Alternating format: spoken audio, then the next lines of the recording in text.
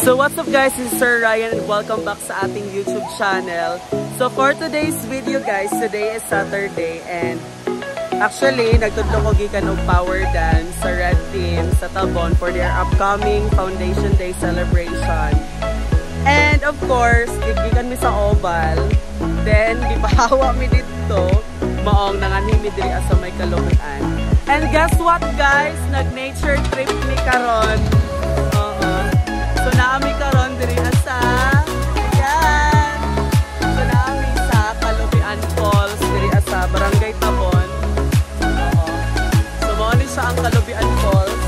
Kasi tawagan ni second falls na ni siya guys. And ang first falls nasa dito. Medyo ano lang sa karon. Lubog ang tubig kay you know what, nag-ulan kagabi. So ato ang i-explore. Amo ang kitanaw kung okay pa ba ang falls sa Kaluguan because this is my second time around nga naka-anmi diri and sayang wala mi kaligo kay gikan mi nag-practice and wala mi ka-prepare. So mao ni sila kumakauban. Ako ang mga dancer guys. So may kaway kayo sa vlog natin. So ano nanundak ko.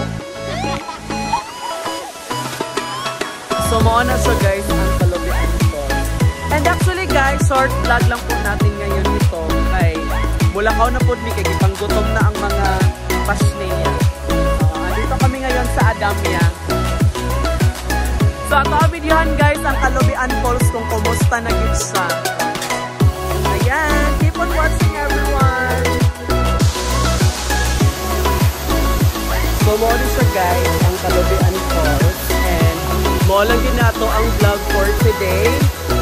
Ayan guys, keep supporting Sir Ryan's vlog and dapat ay mga upcoming na mga vlog no, kana mga on the spot na to mga vlog, mga nature trip, mga mukbang sa ato ang mga lambay Alimango and mo to sa.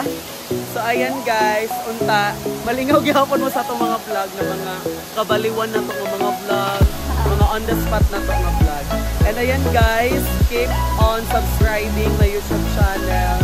And please follow my Facebook page, Ryan Latraca mo sa main account. And dili lang po mag-stop ang ato ang vlog for today's video. Dalay ko ng Diyos o maayong pag